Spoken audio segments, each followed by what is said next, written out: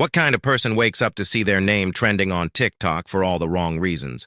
Their face plastered over a viral video with millions laughing at them like a public punching bag. I'll tell you, the kind who refuses to let humiliation be the end of their story, the kind who turns mockery into a weapon sharper than any insult could ever be. Because while they thought they had ruined me with a 30-second joke, they didn't know that I had the means and the perfect target to make sure the laughter didn't end on my shoulders. It began, as most humiliations do these days, with a phone buzzing at 6:47 in the morning. I wasn't even awake enough to remember my own name, but I remembered the ping of 100 notifications. I rubbed my eyes, reached for my phone, and the first thing I saw was a text from my cousin Julia. "Hey, are you okay? You're all over TikTok." "What?" I mumbled aloud, sitting up in bed. My cat, Hermes, leapt down with a thud, annoyed at being jostled. By the time I unlocked the screen, my stomach had already begun to sink. Video after video, all tagged with my name. At the center of it was one account I recognized instantly, the loud, smug grin of Tanner and Chloe, a pair of 20-something wannabe influencers whose only real talent was turning cruelty into clout. Their viral clip? A badly edited mashup of me tripping over a mic cord at last month's charity gala, my arms flailing, my expression frozen in shock as I hit the stage. But it wasn't just the fall they mocked. They had stitched clips of me speaking at that gala, me talking about my work, about rebuilding after a rough patch in my life. They looped my stammer when I lost my place, slapped on captions like motivational speaker, more like motivational disaster, and layered over it with a goofy sound effect that made me sound like a honking goose every time I inhaled. The comments were brutal. "This guy's a walking cringe compilation." Imagine being that pathetic and still thinking you're inspiring. Bro should retire from existing. I stared at the screen until my vision blurred. Julia called. I answered on the second ring. "Don't watch it," she said immediately. "I shouldn't have sent you the link. It's awful." "I already did," I admitted, my voice hoarse. There was a pause. "I'm sorry. People are cruel. But you don't have to let this—" "I'm not," I cut her off, surprising even myself. I wasn't crying. I wasn't shaking. My stomach was burning, my pulse steady. Anger had settled in like a coal bed beneath my ribs, slow but hot. "No, Julia. They're not getting away with this." She sighed. "What can you do? They thrive off this stuff." Maybe. But unlike Tanner and Chloe, I had two things they didn't: resources and a long memory. I remembered something then. Their cousin, Maya. She wasn't like them. We'd met years back at a networking event, and while they were the type to shove their phones in people's faces for content, Maya had been quiet, thoughtful, even embarrassed by her family's antics. I remembered her mentioning once, almost in passing, that she was trying to get her bakery business off the ground. That's when the idea struck me. What if the stitch wasn't me fumbling to defend myself? What if the stitch was me rewriting the punchline altogether? The plan unfolded with wicked clarity.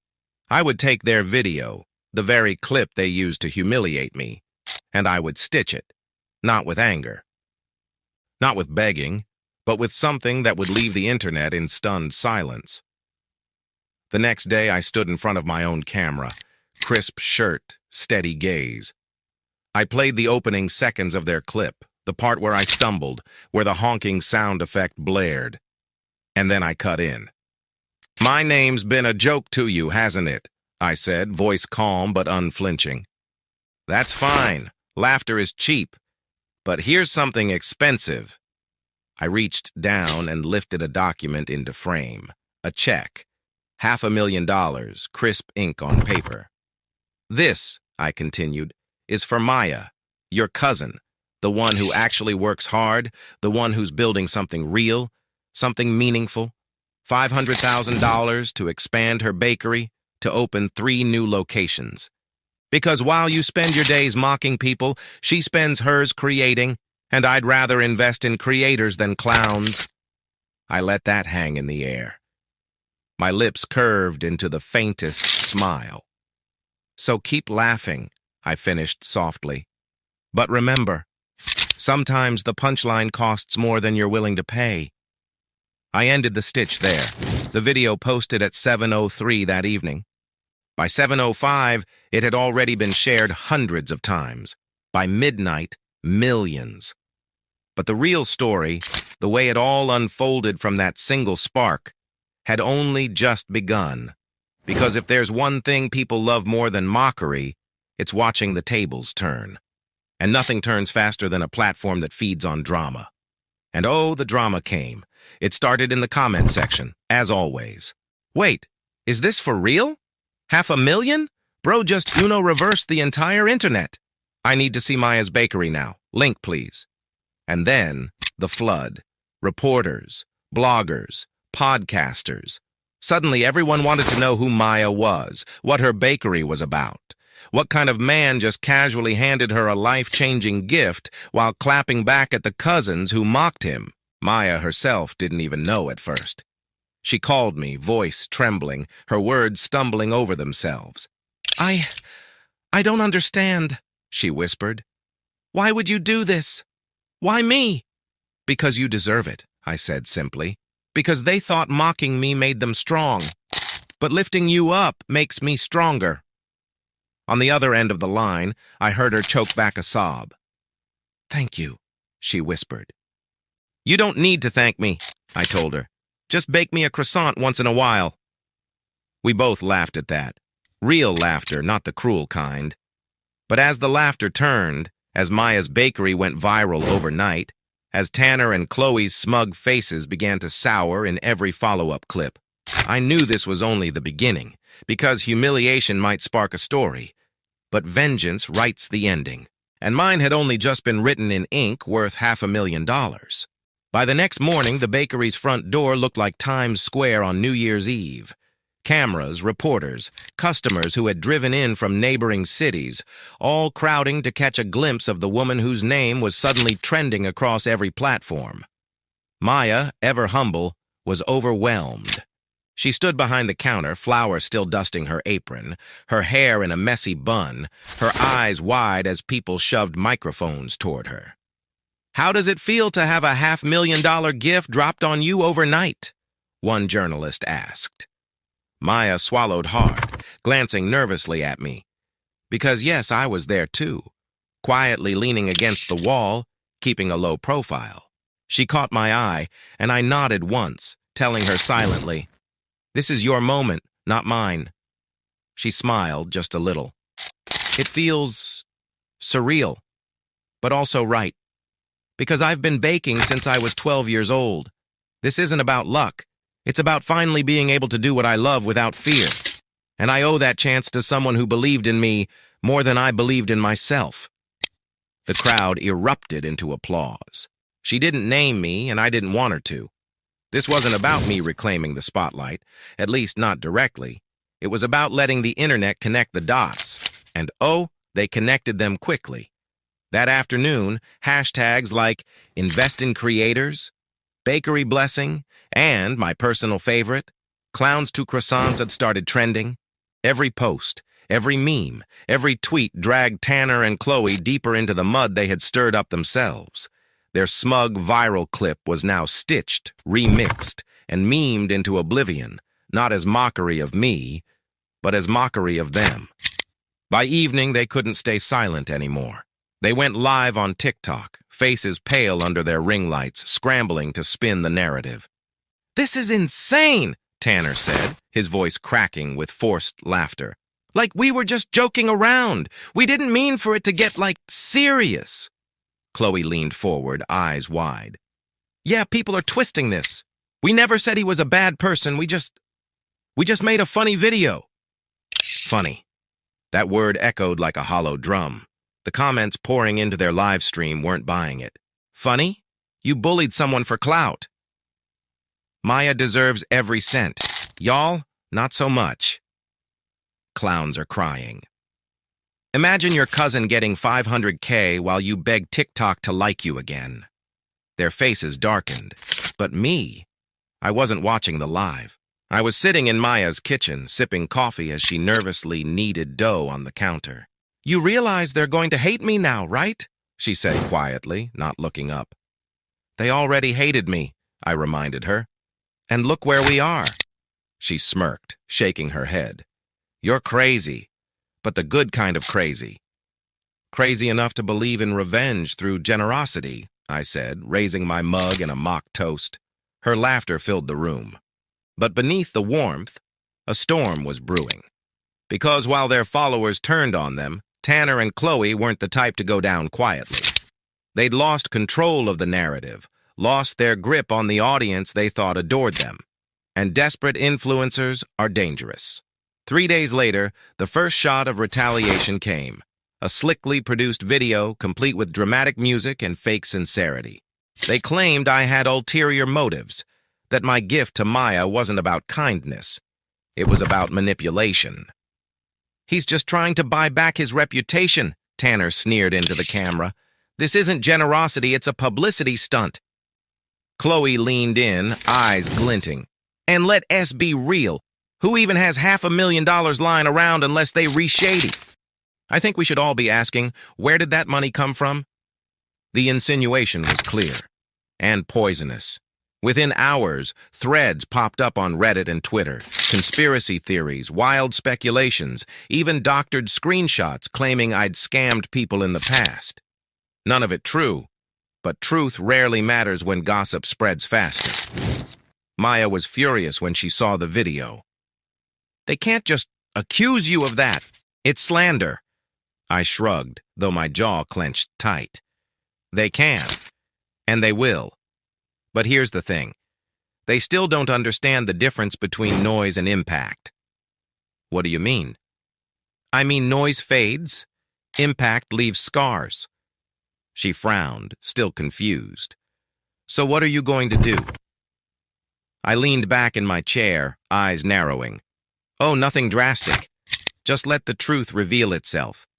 Because the internet loves drama. But you know what it loves even more?" Maya shook her head. "A redemption arc. And lucky for me, theirs isn't coming." I didn't have to wait long for the cracks to show. Their desperation pushed them into making mistake after mistake.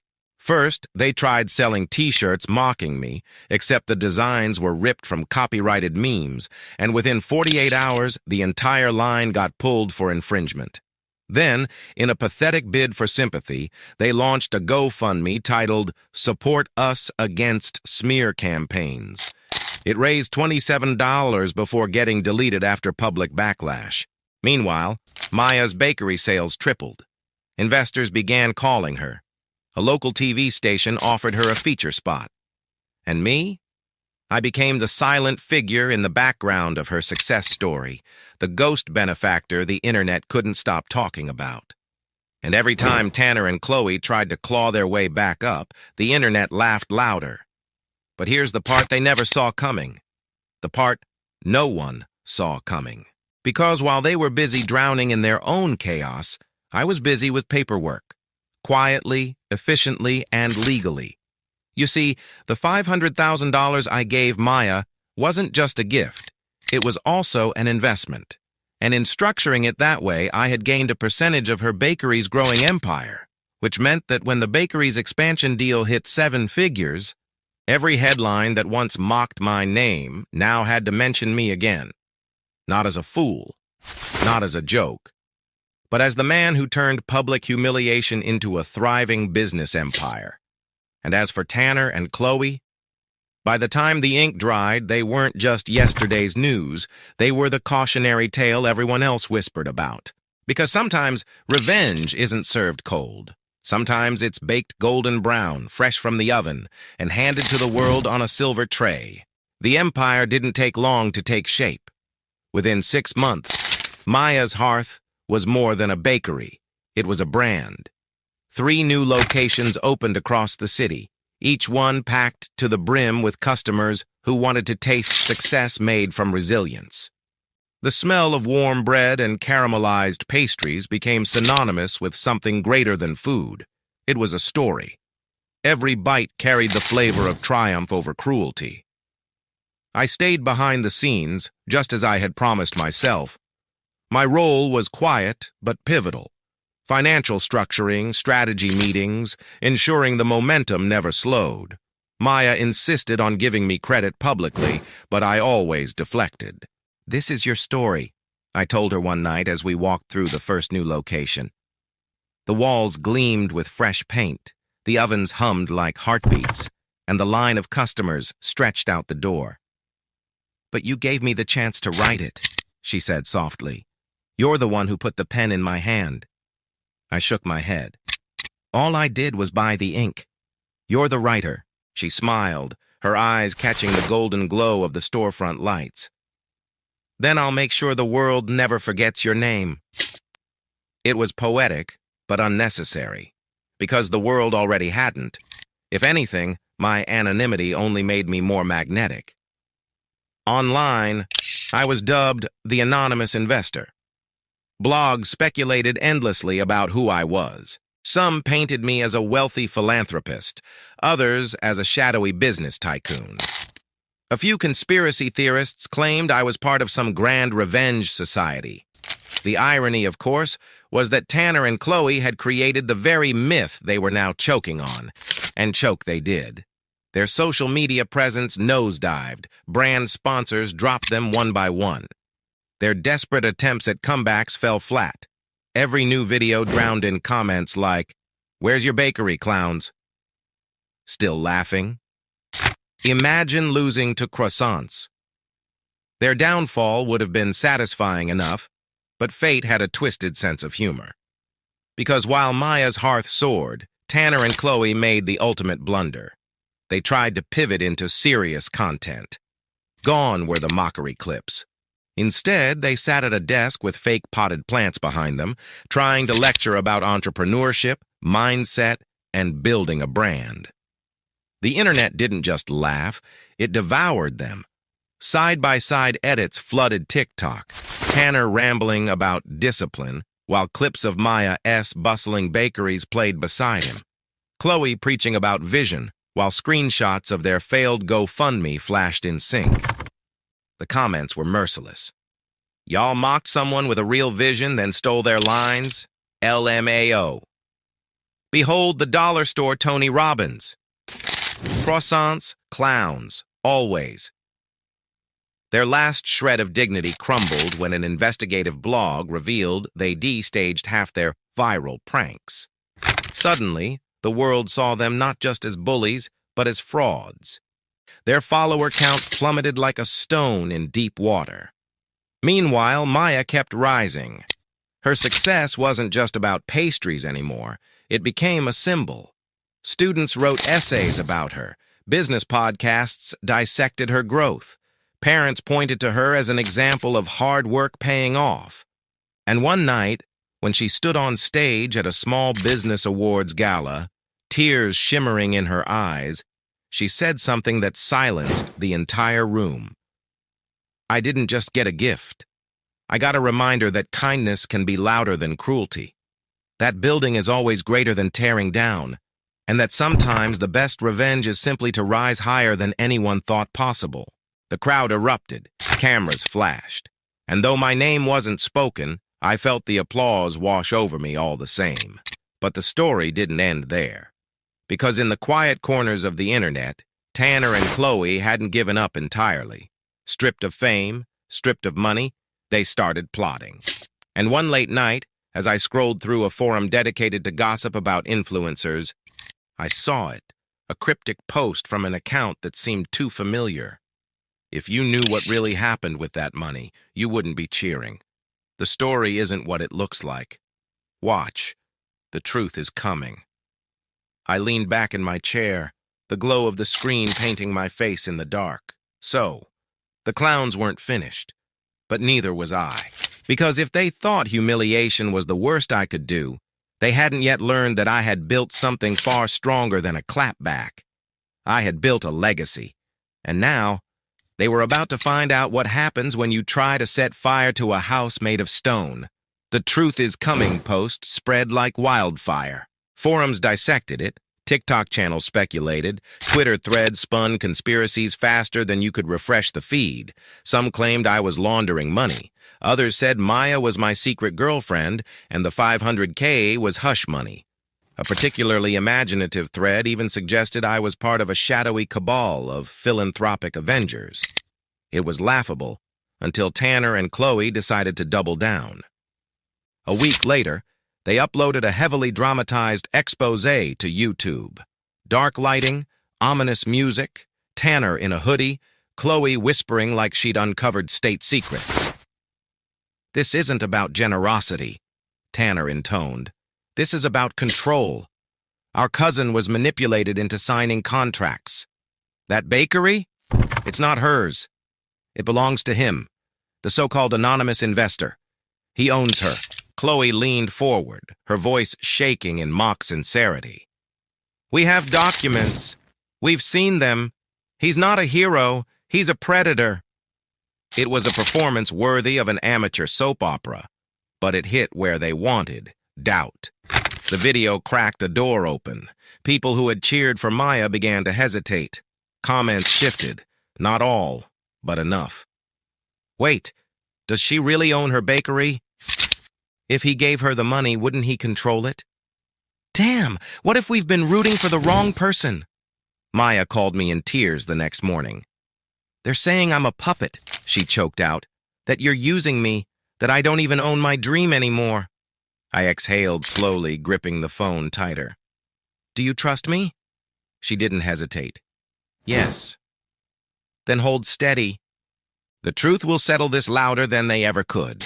Because here's what Tanner and Chloe didn't understand. I had planned for this. When I made the investment, I wasn't stupid enough to leave Maya vulnerable.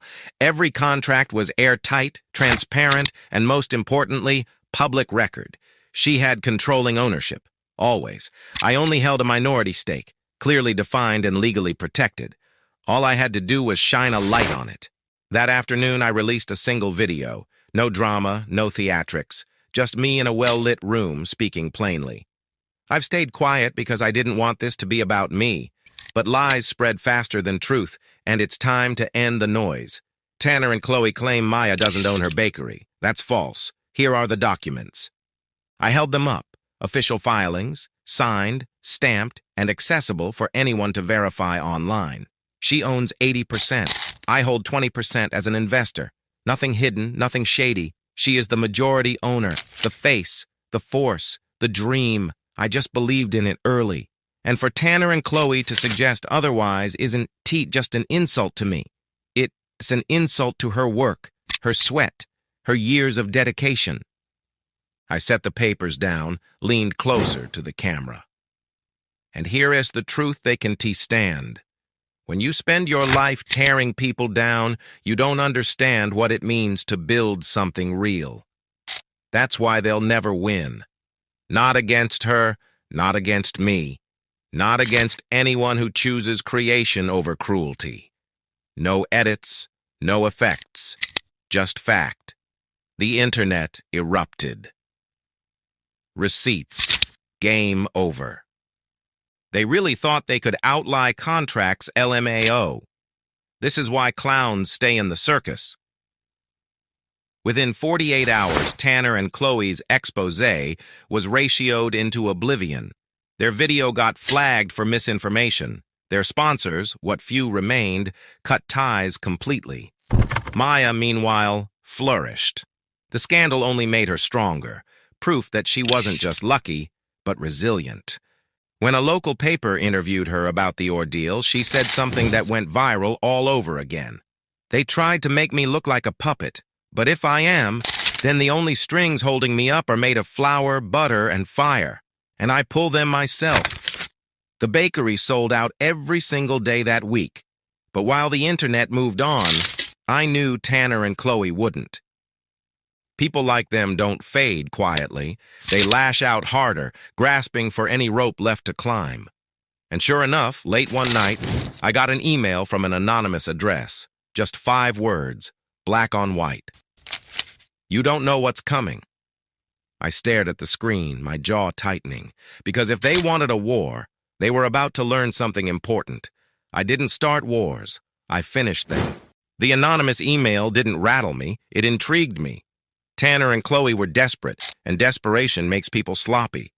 I read it 3 times, then leaned back in my chair, letting the words burn into me. You don't know what's coming. Oh, but I did, because I knew them. Their entire lives were one predictable loop. Provoke, escalate, implode. Still, I couldn't ignore the possibility they finally crossed from online antics into something more dangerous. 2 days later, my suspicion proved right. I was walking up to Maya's flagship bakery when I saw it. Crude graffiti scrawled across the glass front window. Red spray paint, dripping, the words jagged and ugly. Fake, fraud, liars. Maya was standing just inside, her hands pressed to her mouth, tears welling as customers whispered behind her. I felt the coal of anger in my chest ignite into fire. "Stay inside," I told her through the door. She shook her head, her lips trembling. "No, this is my store." "I know," I said gently, "and that's why I'll handle this." By that afternoon, police reports were filed, security footage reviewed, and sure enough, the grainy video revealed what I already suspected. Tanner and Chloe, hoodies up, clumsy in their attempt at secrecy, caught on 3 angles. When I showed Maya the footage, she gasped. They escalated, I said flatly. And now, they've left evidence. I contacted a lawyer that same night. Lawsuits for defamation, harassment, vandalism, the works. The weight of the law came down on them like a hammer. But what they did not realize, what they never realized, was that the legal battle was only half the war. The other half? Public opinion. So I made a choice. I posted the footage, not with angry captions, not with threats, just with the truth. This isn't content, this is crime. The internet didn't hesitate. Caught in 4K. Clowns vandalizing their own cousin's bakery? Pathetic. Sponsors didn't just cut ties. Platforms began to take action. TikTok removed their account for targeted harassment. YouTube demonetized them. Instagram shadow banned their posts. For the first time, Tanner and Chloe had no stage. Maya hugged me that night, her shoulders shaking. I don't understand how you stay so calm. They're attacking us and you just turn it back on them. I smiled faintly. Because they're fighting for attention. I'm fighting for permanence. Attention fades. Permanence doesn't. She pulled back to look at me. And what's permanent to you? I paused, then glanced around at the bakery, the golden light, the hum of ovens, the smell of fresh bread wafting through the air. Customers laughing, clinking coffee cups. Her name etched in cursive on the wall. This, I said simply. But permanence wasn't just about a bakery. It was about crushing the rot that tried to poison it. The lawsuits dragged Tanner and Chloe into a spotlight they couldn't control. Court dates, depositions, news cameras catching them with haggard faces, no filters to soften the truth. Every headline was another nail in the coffin they'd built with their own hands. And yet, one evening, as I was locking up the bakery with Maya, a figure stepped out from the shadows of the alley. Tanner. His eyes were sunken, his clothes wrinkled. He looked more like a ghost than the smirking influencer I once saw on every screen. "You ruined us," he hissed. I held his gaze, my voice calm. "No, Tanner, you ruined yourselves." He stepped closer, fists clenched. "You think you won? You think this is over? We'll come back. We always do." I took one step forward, closing the distance between us, my voice low and deliberate. Come back as what? A cautionary tale? A meme? You've burned every bridge, Tanner. And when the internet laughs at you now, it's not with you. It's at you. That's permanent. That's your legacy. For a moment, his face flickered. Anger, despair, fear, all colliding.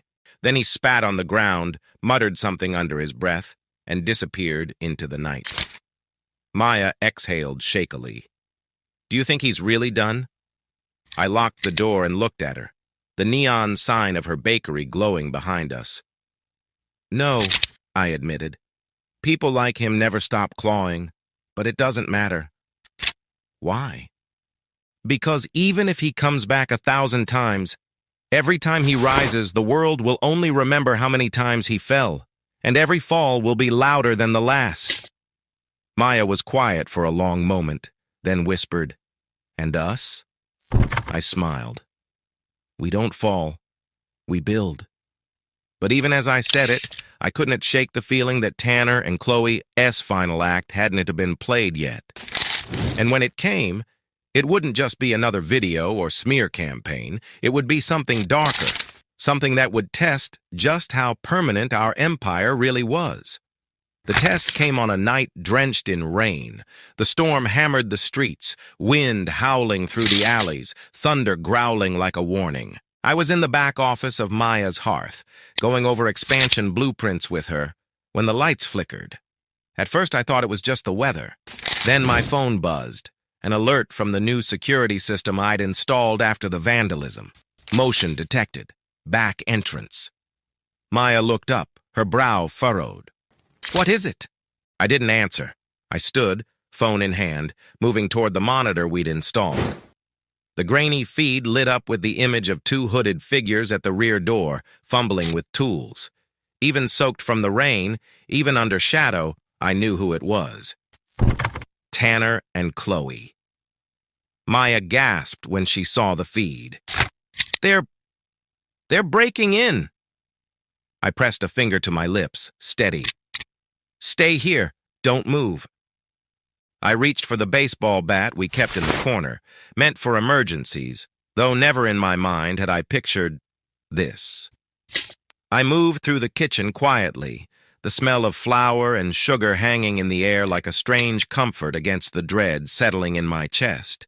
The rattling at the back door grew louder. Then, with a final clang, the lock gave way. The door swung open, wind and rain rushing in as the two stumbled inside. "Keep your hood up," Tanner muttered. "Cameras'll catch us." Chloe's voice was sharp, frantic. "We shouldn't be here. We have to be here," Tanner snapped. "We take something, anything. Ruin the place. Make her look like a fraud. Show everyone she's not untouchable."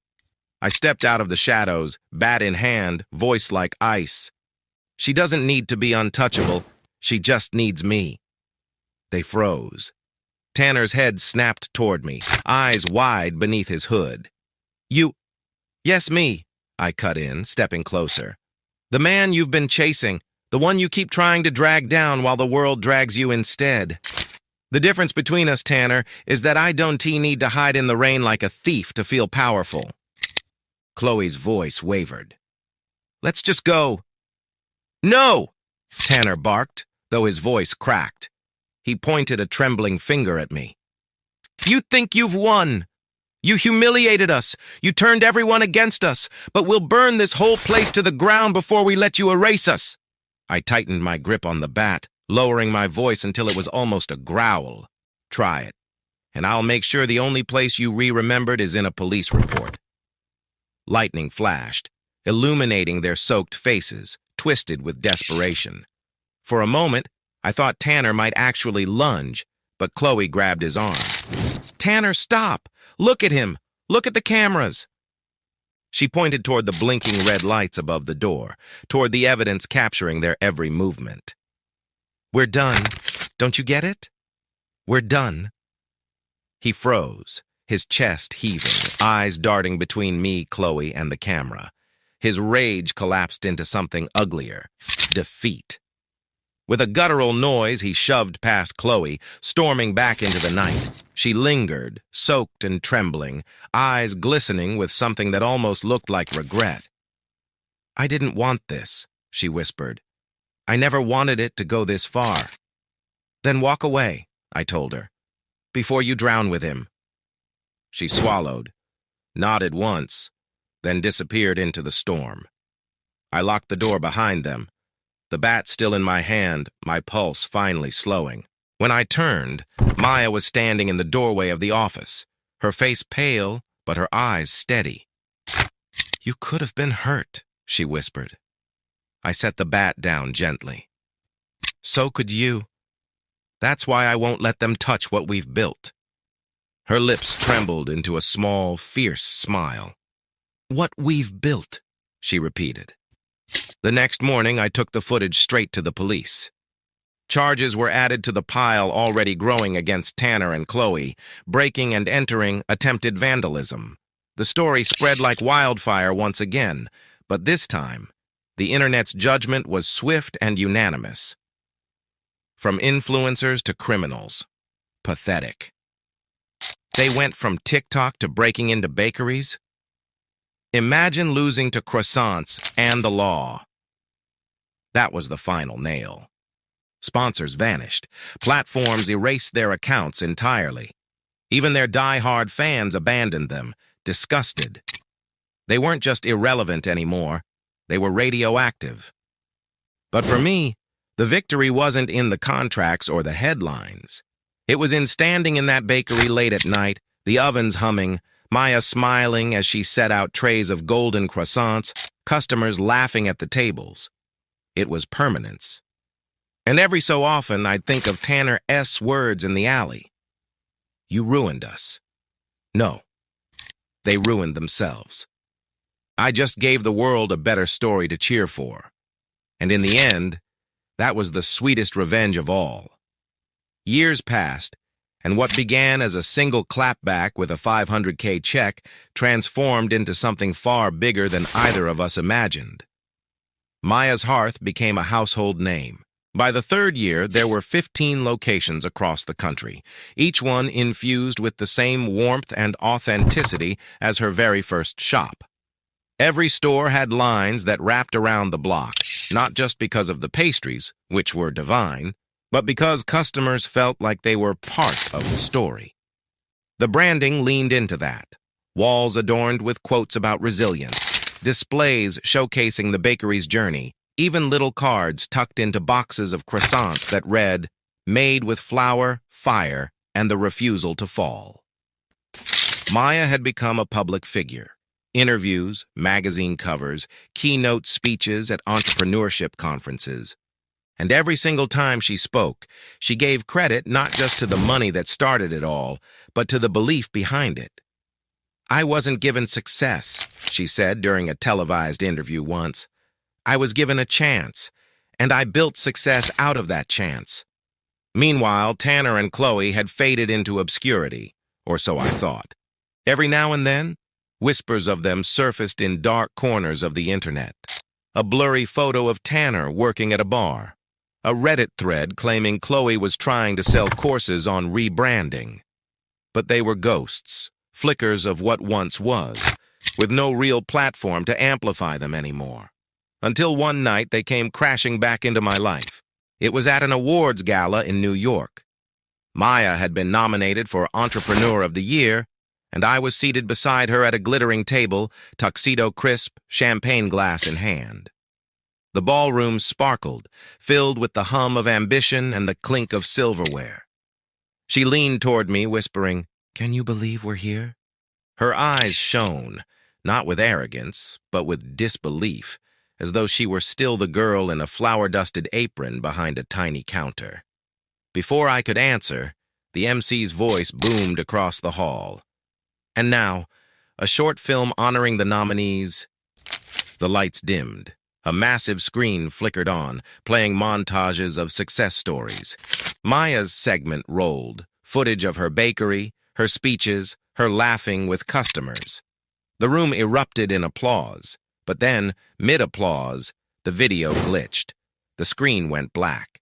A hush fell, and suddenly, faces I thought I'd erased forever filled the screen. Tanner and Chloe. The video was crudely edited, but their message was clear. "This is the man who pretends to be generous," Tanner sneered, a grainy clip of me speaking spliced beside him. "This is the man who controls it all. You cheer for him, but you don't know the real story." Chloe leaned forward, eyes wild. "It's all a lie, every bit of it, and tonight we're exposing him." Gasps rippled through the audience. Maya's hand shot out, gripping mine under the table. The video went on. Doctored images, false documents, spliced clips ripped out of context. It painted me as a manipulator, a fraud, even a criminal. The screen cut to black. Silence blanketed the room. I stood slowly, every eye in the ballroom drilling into me. My pulse was steady, though. Tanner and Chloe had chosen the wrong battlefield. Because they didn't understand something vital. Lies burn hot, but truth burns forever. I walked toward the stage. The MC stammered, unsure whether to stop me, but I took the microphone with calm authority. My name was dragged through the mud once before, I began, my voice carrying across the hushed room. And the world saw what happened when people mistook lies for truth. Tonight, it's happening again. But here's the difference. This time, you already know me. You know Maya. You've seen what we've built, what we've given, what we've grown. I paused, letting the silence stretch. Tanner and Chloe, I continued, my voice hardening. They've spent years trying to claw back relevance from the wreckage of their own making. And this, I gestured to the blank screen, is their final gasp. A desperate attempt to be heard in a room that no longer cares. I set the microphone down gently. And the beautiful thing about truth, I added, turning toward the audience, is that it doesn't need defending. It just needs remembering. Applause erupted. Not polite applause. Thunderous, defiant, rising like a wave that drowned out the last echo of Tanner and Chloe's sabotage.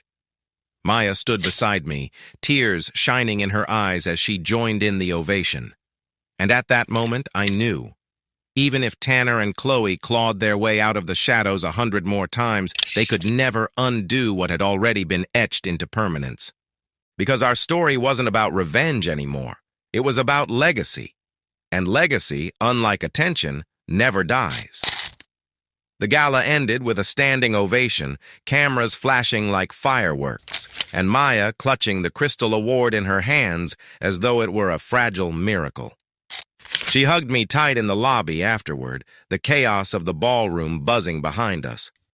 "You turned it around," she whispered, her voice trembling. "They tried to destroy everything, and God, you made them vanish again." I shook my head. "No, Maya, we made them vanish, because lies can only last when no one's watching, and tonight, everyone was watching." She smiled, wiping her eyes, but I could see the worry lingering behind them. She knew as well as I did that Tanner and Chloe weren't finished. They would crawl from the ashes again, because people like them didn't know how to stop. They only knew how to burn. And I was right. 2 weeks later, an anonymous file landed in my inbox, a compilation of financial records, real ones, hacked from somewhere they should never have had access to. Wire transfers, contracts, investment details, all mine. At first glance, it looked damning. Numbers taken out of context, figures twisted into false narratives. But I knew the truth. It was legal, airtight, protected. They were trying to manufacture scandal where none existed. And then came the message attached to the file. "You built your empire on making us look like fools. Now it's your turn." I sat back in my chair, the glow of the screen reflecting in my eyes. They weren't just lashing out anymore. They were escalating into a war of exposure. Fine. If exposure was what they wanted, I'd give it to them. But on my terms. I called Maya into the office that night. She arrived in her usual way, hair tied back, apron dusted with flour, as if even success on the national stage couldn't change who she really was. "They've got your numbers," she said as soon as she saw the files. Her voice cracked. "They'll spin it. They'll twist it. People will believe them." "They'll believe what we let them believe," I interrupted calmly. "And what we let them believe will be the truth." She frowned. "What do you mean?" I leaned forward, tapping the papers. "We don't hide these. We publish them, all of them. Every receipt, every contract, every dollar, full transparency. Let the world see it before Tanner and Chloe even have the chance to lie." Her eyes widened. "You'd open everything? Completely?" "Yes," I said. Because when you have nothing to hide, exposure becomes your shield. They want to weaponize the light? We'll blind them with it. The next day, Maya and I held a press conference. On a sleek digital display behind us, every detail of the bakery's financials scrolled. The $500K seed investment, the split ownership, the expansions, the reinvestments. Nothing concealed. Nothing spun. Integrity isn't about perfection, I told the cameras. It's about honesty. And while others hide behind lies and sabotage, we'll continue to build in the open. The reaction was electric. Headlines hailed it as the radical transparency movement. Investors doubled down. Customers poured in, more loyal than ever. And once again, Tanner and Chloe's narrative collapsed before it even began. But here's the thing about people consumed by bitterness. When you take away their stage, they look for darker theaters. A month later, whispers reached me from corners of the internet I usually ignored. Tanner and Chloe weren't just planning another smear. They were planning something bigger, something off-platform, something physical. And then came the night I knew for certain. I was locking up the newest Maya S. hearth in Chicago when I heard the sharp crack of glass shattering upstairs. I froze, every sense sharpened. They weren't ghosts anymore. They were here. And this time, it wouldn't be about words. It would be about survival. The sound of glass breaking wasn't the clumsy vandalism of amateurs this time. It was deliberate, sharp, intentional. I moved fast, sliding the keys back into my pocket and ducking behind the counter. The bakery was silent except for the hum of the refrigeration units, the storm of Chicago's nightlife muffled beyond the glass storefront. My pulse thudded in my ears as I pulled up the security feed on my phone. 2 figures, hooded, moving upstairs in the office space above the bakery. Tanner's posture was unmistakable. Tall, rigid, all brittle fury. Chloe followed, jittery, her hands ringing as if she already regretted being there. This wasn't vandalism anymore. This was trespassing with intent. I slipped out the side door, circling to the alley. The rain had just started, thin droplets that slicked the pavement in silver streaks under the streetlights. My shoes splashed silently as I pressed myself against the wall, listening. Voices drifted from an open window above. "We can't keep doing this, Tanner," Chloe whispered, panicked. "It's too far." "No," Tanner hissed. "This is exactly what we need. We torch the files, the contracts, the records, make him look like he's hiding something after all. We take back the story." Chloe's voice cracked. "You're talking about arson. Do you even hear yourself?" Silence. Then Tanner's laugh, low, broken, unhinged. "They ruined us, so we ruin them." I exhaled slowly, the rain dripping off my jaw. This wasn't just obsession anymore. It was madness. I called 911, my voice steady even as adrenaline surged. "This is redacted address. Breaking and entering. Suspects on the 2nd floor. They're talking about arson. Send units immediately." The dispatcher confirmed. Units were on their way, but I couldn't just wait, because upstairs Maya's files, our expansion plans, the contracts, the very proof of her ownership, were all stored in physical backups. If Tanner torched them even for a few hours before police arrived, the narrative online would twist again, and Maya's dream would be dragged through the mud once more. So, I climbed. The fire escape rattled under my hands as I pulled myself up, rain slicking the metal. By the time I reached the 2nd floor window, I could see them clearly. Tanner had an old jerry can in his hand, sloshing liquid across the floor. The smell of gasoline was faint but undeniable, even through the glass. Chloe stood frozen, arms crossed tightly over her chest, tears streaming down her face. "Please, Tanner," she whispered. "Don't."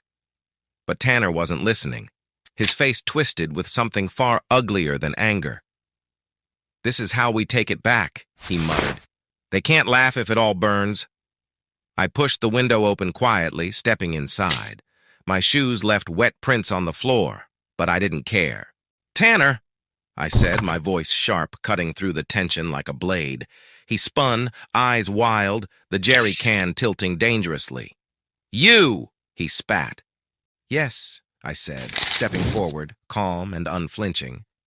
"Me. The man you've wasted years chasing while the world forgot you." Chloe gasped softly, backing away, relief flashing in her eyes at my presence. Tanner's hands trembled, his knuckles white on the can. "You think you've beaten me? You think you've destroyed me? No. If I can T-win, if we can a T-win, then I'll make sure you don't a T either." He yanked a lighter from his pocket. The room froze. Chloe screamed, and for a heartbeat the world balanced on the edge of fire. But before Tanner could flick it, sirens wailed in the distance, red and blue lights washing across the rain-streaked glass. Tanner's eyes darted toward the window, panic breaking through the mania. He dropped the lighter, his chest heaving. "They'll never understand," he muttered, his voice cracking, tears mixing with rain on his face. "They'll never understand what you took from us." "You took it from yourself," I said quietly. "And now, Tanner, it's over." Police burst through the door seconds later, guns raised, voices booming. Tanner dropped the jerry can and fell to his knees, sobbing incoherently. Chloe didn't resist. She simply collapsed against the wall, her face buried in her hands. I stepped back, watching as they were cuffed and dragged away, the rain still hammering the glass. Maya arrived minutes later, breathless, clutching her coat around her, her eyes locked on me, then on the gasoline streaks across the floor. "They tried to burn it," she whispered. I nodded, my jaw tight. "But they failed. Again." She wrapped her arms around me, trembling. "You saved everything?" I shook my head, holding her close. "No. We saved it. Because this, what we've built, is stronger than anything they could ever destroy." And as the sirens faded, leaving only the sound of rain, I knew one truth with absolute certainty. Tanner and Chloe's story was over. Ours had only just begun. The trial became a spectacle. Headlines screamed about the influencers who tried to burn it all down. News outlets replayed the security footage of Tanner pouring gasoline, Chloe weeping in the corner, and me stepping into frame, calm and immovable. For once, the narrative wasn't about viral mockery or online drama. It was about crime, and crime doesn't trend, it convicts. Courtrooms don't allow filters or staged lighting. Tanner looked gaunt, his once perfect hair hanging limp, his eyes hollowed from sleepless nights. Chloe, though complicit, sat slouched and silent, her face streaked with regret more than defiance. Their lawyer tried to spin it as a moment of desperation, but the jury didn't buy it. The verdict? Guilty of attempted arson, breaking and entering, and harassment. Tanner got 5 years. Chloe, who had tried to stop him and cooperated with investigators, got 2 with probation after. When the sentence was read, I didn't feel triumph. Not exactly. What I felt was finality. The war was over. Maya squeezed my hand in the gallery, tears glistening in her eyes. "It's done," she whispered. I nodded, though part of me knew nothing is ever truly done. The internet never forgets. But this time at least, it would remember them not as influencers, but as cautionary tales. Outside the courthouse, cameras swarmed. Reporters shoved microphones toward me, shouting questions. "Do you feel vindicated? Was this revenge worth it? What do you say to the people who once laughed at you?" I stopped, looked into the sea of flashing bulbs, and spoke clearly. "I don't feel vindicated. I feel relieved. This was never about revenge. It was about building something stronger than cruelty. Maya's hearth isn't just a bakery. It is proof that creation will always outlast destruction. And to anyone who mocked me once, I'm not here to laugh back. I'm here to invite you in. Buy a croissant, share a story, join us, because bitterness burns fast, but legacy lasts forever." That soundbite spread everywhere, not because it was dramatic, but because it was true. Months passed. Tanner disappeared into the prison system. Chloe faded into quiet anonymity. And Maya's hearth? It became unstoppable. The bakery expanded internationally. London, Paris, Tokyo.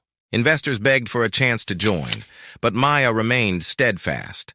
Quality over greed, legacy over profit. And me? I stayed in the background, just as I always had. But the world knew now. They knew who I was, what I had done, and what I stood for. Not a hero, not a villain, just a man who refused to let mockery define him. Years later, when I walked into the original bakery, the one that started it all, I found Maya behind the counter, flour on her apron, her smile as radiant as ever. She slid a croissant across the counter toward me. "On the house," she said. I raised an eyebrow. "Still trying to buy me off with pastries?" She laughed, shaking her head. "No, just reminding you. This was always about more than money." I bit into the croissant, buttery and perfect, and for the first time in years, I felt the story was complete. Tanner and Chloe had burned themselves out. Maya had risen higher than anyone dreamed. And me? I had rewritten my humiliation into a legacy that would outlive us all. Because in the end, the sweetest revenge wasn't in the $500,000 check. It was in every bite of a croissant, every smile in a bakery line, every reminder that creation endures while cruelty crumbles. And that, quiet, permanent, undeniable, was the victory. Decades slipped by like pages in a book, each one inked with victories that tasted of sugar, flour, and fire. Maya's hearth had grown into an empire. Not just bakeries now, but coffee chains, culinary schools, and even a foundation that funded young entrepreneurs who reminded Maya of herself. The name was synonymous with resilience. Children learned about it in school. Business textbooks dissected it as the blueprint for legacy brands. And yet, despite all the accolades, Maya never changed. She was still the woman who tied her hair back with a simple band, dusted her apron with flour, and smiled at strangers as though they were family. I, too, aged. The fire in my chest cooled into embers, but it never went out. I had stopped needing revenge years ago. What I sought now was permanence. And permanence, I had discovered, wasn't tea in wealth or headlines. It was in the stories people told when they thought no one was listening. One autumn evening, long after Maya's hearth had opened its 100th location, I sat at a wooden table in the original bakery. The walls were filled with photos of the journey, the first storefront, the lines around the block, Maya holding her first award. Across from me sat a young man, no older than 22. His name was Aaron, a scholarship recipient from the foundation. He had bright eyes and nervous hands, the kind of hands that wanted to build something but weren't sure if the world would let him. He leaned forward, whispering as though sharing a secret. "Is it true that all of this," he gestured around the bakery, "started because of a TikTok?" I chuckled softly, the sound roughened by years. "Yes, a cruel one. A video meant to break me." His brow furrowed. "And instead, you built this?" I looked around at the bustling shop, the laughter, the smell of fresh bread that never seemed to fade. I thought of Maya's smile, of the countless people she had lifted up, of the empire born from ashes. "No," I said finally. "We built this, and we didn't do it in spite of cruelty. We did it because of it. They gave us the sparks. We built the fire." Aaron nodded slowly, his eyes wide, as if I had handed him a piece of wisdom he'd carry forever. When he left, Maya slipped into the seat across from me, her hair silver now, but her eyes unchanged. She placed her hand over mine, warm and steady. "Do you ever think about them?" she asked softly. I didn't need to ask who. "Sometimes," I admitted. "Tanner and Chloe, they're ghosts now. But I wonder if, in their quiet moments, they realize they wrote their own ending." Maya smiled faintly. "And we wrote ours." I squeezed her hand. "No, Ours is still being written. Every croissant, every student, every person who walks out of here believing they can rise instead of fall. That as the next chapter. Outside, the autumn wind rattled the window. Inside, the ovens hummed, steady as a heartbeat. And in that moment, I understood the truth I had been chasing all my life. Revenge fades, legacy endures, and ours, etched in flour, fire, and the refusal to bow, would endure forever. Years later, when my hair had gone silver and my steps had slowed, the world still carried echoes of the day it all began. Children who had not even been born when Tanner and Chloe mocked me now grew up eating croissants stamped with Maya as hearth as signature swirl. To them, it wasn't just a bakery. It was a symbol of resilience, of transformation, of how cruelty could spark creation. I'd stopped being a public figure long ago. The press no longer hounded me, and the internet had moved on to new scandals, new stars, new spectacles. But anonymity was a gift I had learned to treasure. It let me sit quietly in the corner of a crowded shop, sipping coffee, listening to laughter, and remembering how silence used to be filled with mockery instead. One afternoon, a teenage girl approached me shyly at the flagship store. She wore the bakery's staff apron, flour streaked across her cheek. "Sir," she said, clutching a tray of still-warm muffins, "are you him?" I smiled faintly. "That depends. Who do you think I am?" She hesitated, her eyes wide. "The one who gave Maya the chance, the one from the story." I studied her for a moment. She couldn't have been more than 16, her whole life still ahead of her. And yet she already knew the story, not as gossip, not as drama, but as history. "Yes," I said quietly. "I suppose I am." Her face lit up, as though she'd met a legend. "My mom always tells me about what you did. She says it's why she never lets me give up. She says you turned being laughed at into something people cheer for." I felt a warmth spread through me that no ovation, no award, no headline had ever given me. "Your mom is wise," I said, "and if you ever stumble, remember, laughter fades. What you build lasts." She nodded, clutching those words as though they were treasure, before rushing back into the kitchen. Later that evening, Maya joined me at the same corner table we'd claimed for decades. Her hair was all silver now, her back a little bent, but her spirit was unshaken. She placed a fresh croissant in front of me, just as she always had. "Still paying me in pastries?" I teased. She laughed, that same laugh I had first heard when all this began. "Always. Though you'll never let me forget what that first one cost you." I looked around at the shop, the photos on the walls, the students in the kitchen, the families breaking bread together. "It didn't cost me," I said softly. "It gave me everything." She smiled, slipping her hand into mine. For a long moment, we sat there in comfortable silence, the hum of ovens, and the murmur of happy customers wrapping around us like a blanket.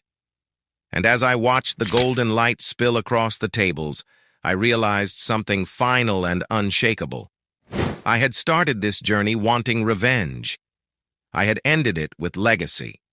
And one day, long after I was gone, when children lined up for croissants, and parents told them the story of how it all began, they wouldn't remember me as the man mocked on TikTok. They'd remember me as the man who turned cruelty into creation, the man who stitched laughter into something permanent, the man who built a world where the sweetest revenge was never needing it again. The final years of my life unfolded gently, like the slow turning of pages in a book whose ending you already know, yet still savor. Maya and I, though never lovers, had become something deeper. Partners in legacy.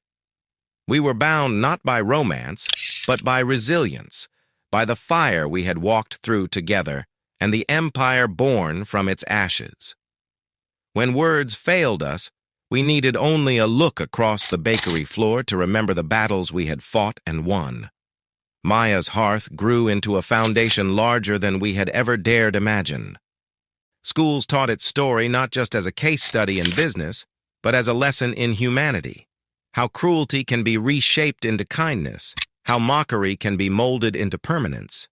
Scholarships bore Maya's name, lifting up children from neighborhoods forgotten by power. An entire generation baked their first loaves, started their first ventures, stood on stages with trembling voices, all because of a seed that had once been a single act of spite, repurposed into generosity.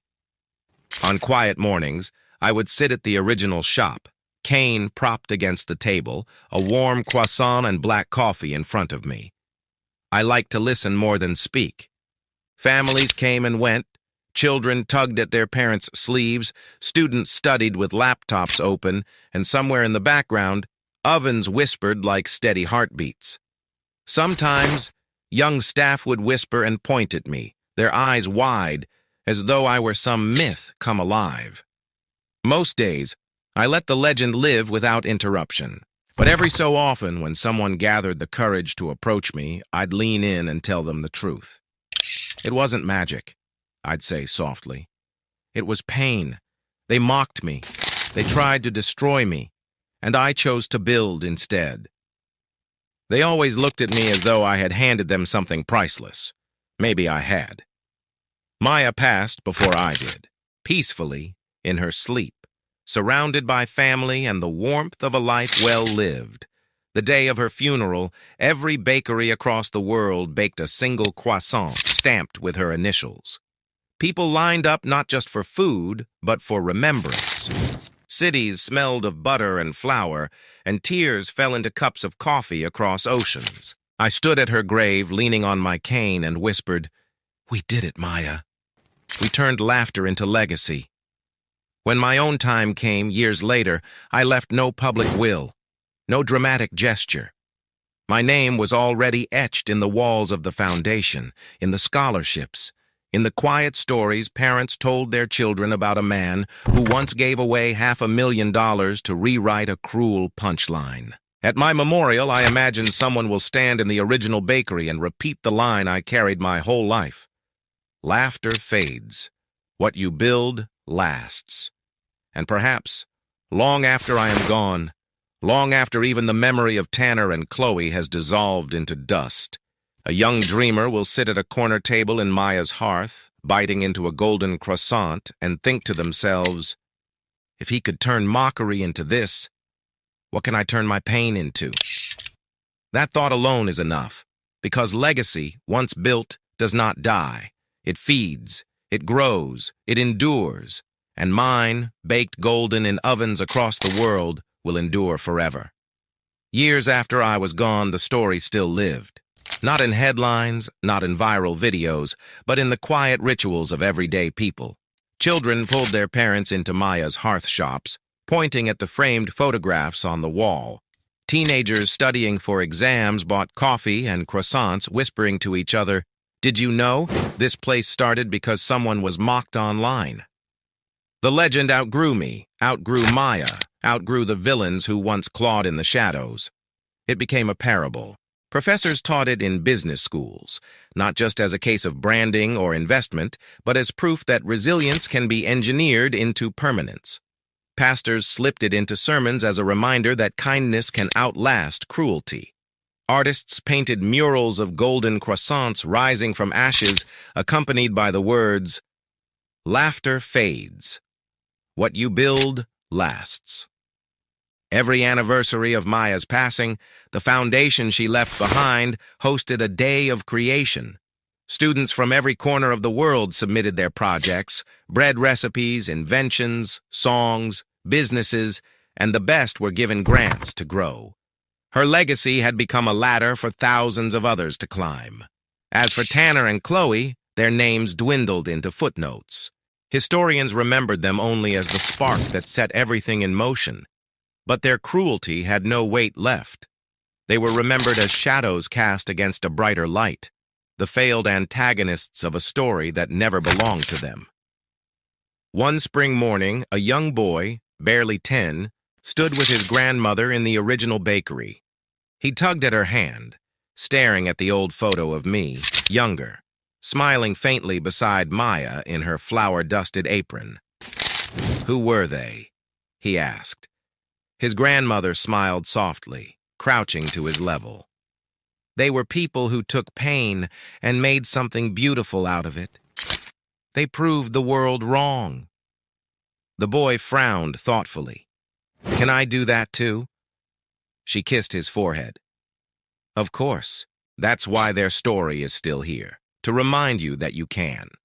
And so, even long after my voice had fallen silent, even long after the ovens I once stood beside had cooled, the story kept breathing. Not through fame, not through revenge, but through every hand that kneaded dough, every dream that rose from failure, every heart that chose creation over destruction. Legacy, I learned, does not belong to the one who begins it. It belongs to those who carry it forward. And so, in every bakery filled with warmth, in every croissant shared between strangers, in every child who dares to rise above mockery, I still live. Not as the man mocked on TikTok, but as the proof that what you build lasts forever.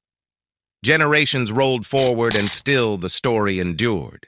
By then, Maya's hearth was no longer just a chain of bakeries. It was a global institution, a cultural touchstone. Airports housed its cafes, universities partnered with its foundation, and in cities from Sao Paulo to Seoul, the smell of warm croissants meant comfort, resilience, and hope. In time, the legend of its origin shifted from memory into myth. Children in classrooms acted out plays about the man mocked on a glowing screen who turned ridicule into an empire of kindness. Statues rose in city squares, not of me, nor even of Maya, but of a simple croissant, golden, eternal, a symbol of transformation. The cruel video that started it all had long vanished into the dust of forgotten servers. Tanner and Chloe's names were no longer cursed or mocked. They were erased, anonymous, faceless shadows in history's margins. And that was the truest punishment. Not infamy, not scorn, but silence. Meanwhile, the words I had once spoken off the cuff became scripture in the language of legacy. Laughter fades. What you build lasts. Those 7 words were etched above bakery doors worldwide, printed on scholarship certificates, whispered like prayer in the moments before a young creator took their first leap. And though my bones had long turned to dust, I lingered in the hum of ovens, in the laughter of families, in the soft tearing of bread shared between friends. In a quiet corner of the original bakery, now a preserved landmark, an elderly professor guided his students through the exhibits. "Was it really about money?" one student asked. The professor smiled. "No, it was about choice. They were mocked, humiliated, laughed at by millions. But instead of falling, they chose to build. That choice outlived the cruelty. That choice became the legacy you're standing in today." The student pressed a hand to the glass, eyes wide. "So, we could do the same? With our own pain?" "Exactly," the professor said. "That's why the story still matters, because it isn't really about him or even Maya. It's about you. It's about all of us." Outside, the city bustled, alive with light and noise, indifferent to the past yet shaped by it. Inside, the ovens glowed, bread rose, and the story whispered on. Not in grand speeches or viral fame, but in every person who chose to turn their hurt into creation. And so, long after I was gone, I remained. Not as a man, not even as a memory, but as proof that legacy once built does not end. It only rises, like dough, like dreams, like the endless warmth of a hearth that never goes cold. Centuries passed, nations changed, languages evolved, technology leapt beyond imagination. But the scent of baking bread still drifted through the streets where a Maya-esque hearth stood. By then, the original bakery was a museum, its brick walls preserved, its ovens encased in glass. Tourists came from around the world to stand where it all began, to take pictures of the old wooden counter where flour once spilled like snow, to read plaques that told a story so old it felt like legend.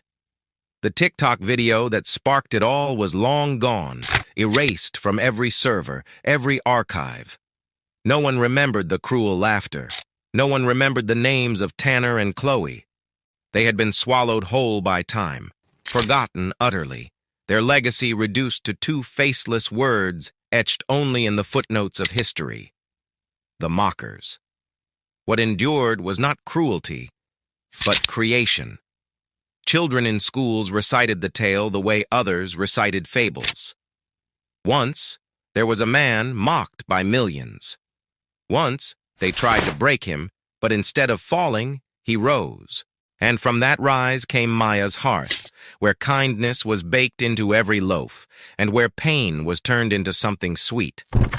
In great halls of universities, carved in stone above doorways, 7 words lived on as guiding philosophy. Laughter fades. What you build lasts. They were no longer my words. They belonged to the world now. Even in the age of starships and colonies beyond Earth, when humanity carried seeds and soil to barren planets, the very first ovens built there bore the crest of Maya's hearth. Settlers broke bread on alien soil, tearing into golden croissants beneath foreign skies, whispering the same story, that from cruelty came creation, and from creation came permanence. And though my name had long since blurred into myth, my choice remained alive. Not because I was remembered, but because the choice itself was to rise, to build, to endure. And in every bakery across continents and planets, in every laugh shared over coffee, in every child who dared to turn their pain into something lasting, I still existed. Not as a man who once gave $500,000, but as the eternal truth baked into every hearth. That legacy once born does not die. It rises forever. In the end, what began as a cruel joke became something eternal. A petty attempt at humiliation birthed a legacy that outlived nations, crossed oceans, and even touched the stars.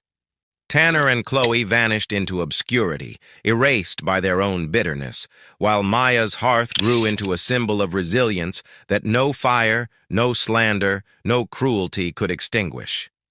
The final truth was simple. Cruelty burns itself out, but creation endures.